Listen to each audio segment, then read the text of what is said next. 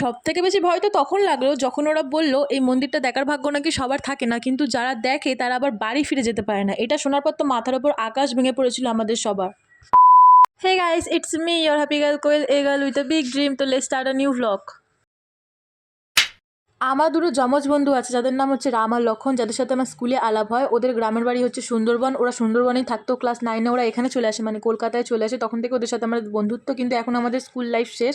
এখন আমরা কলেজের ফার্স্ট ইয়ারে পড়ি। তাই হঠাৎ একদিন সবাই মিলে প্ল্যান করা হলো যে আমরা সুন্দরবনে ঘুরতে যাবো, পিকনিক করতে যাবো অ্যাকচুয়ালি। তো তাই দিন ঠন ঠিক করে প্ল্যানও করা হলো আর আমরা বেরিয়ে পড়লাম। সুন্দরবনে সুন্দর প্রকৃতি দেখতে দেখতে, নদীর মধ্যে চড়তে চড়তে সবাই আমরা খুবই খুশি ছিলাম, সবাই আমরা খুবই হ্যাপি ছিলাম, কারণ কেউ এরকম টাইপের এরকম গভীর জঙ্গল, এরকম সুন্দর প্রকৃতি এরকম আগে দেখেনি। তো সবাই খুব মজাই করছিলাম।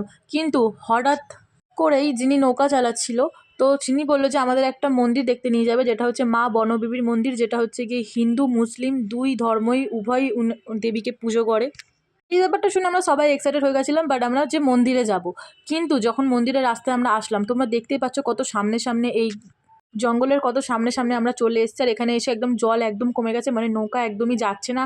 একজনকে নেমে নৌকা ঠেলতে হচ্ছে, মানে এমন একটা অবস্থা হয়ে গেছে। আর নৌকায় তোমরা দেখতে পাচ্ছ কতজন আছে, আর ভয়ানক দৃশ্য। মানে বাঘের কথা বাদ দাও, এখান থেকে যদি অন্য কোনো বন্যপ্রাণী এসে আমাদের নৌকায় লাফায় বা আমাদের অ্যাটাক করে, এখানে কিন্তু আমরা কেউ কিছু করতে পারবো না। তো খুবই ভয় ভয় লাগছিল। আর এদিকে নৌকাতে তো নদীতে একদম জলই ছিল না। আমাদের সবারই একদম বহুত ভয় লাগছিল যে এখান থেকে যদি কোনো বন্যপ্রাণী আসে, আমরা সবাই তো মানে খুবই ভয় পাচ্ছিলাম। তো একদিকে খুবই এক্সাইটেড ছিলাম যে মা বনবিবির মন্দির দেখবো, কিন্তু যখন আমরা যাচ্ছিলাম না, সত্যি আমাদের অনেকই ভয় লাগছিল। মানে আর এখানে বলছিল যে মা বনবিবির মন্দিরে নাকি বাঘ প্রতিদিন আসে। তো এটা শুনে তো আমরা সবাই আরও বেশি ভয় পেয়ে গেছিলাম। মানে কি একটা ভয়ানক দৃশ্য, পুরো একদম ডেঞ্জারাস জোন। মানে এখানে ঢোকা অ্যালাউ নেই। এখানে যদি দেখতে পায়, মানে ট্যুরিস্ট স্পট যদি দেখতে পায়, তাহলে হচ্ছে গিয়ে ফাইন নেবে ভালো একটা।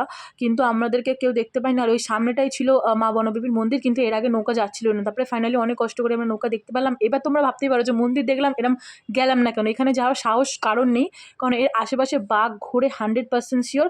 বছরের একটা দিনই হচ্ছে গিয়ে এখানে যাওয়া অ্যালাউ আছে। আর এই মা বনবিবির মানে হিস্ট্রি কিন্তু হেবি ভয়ানক।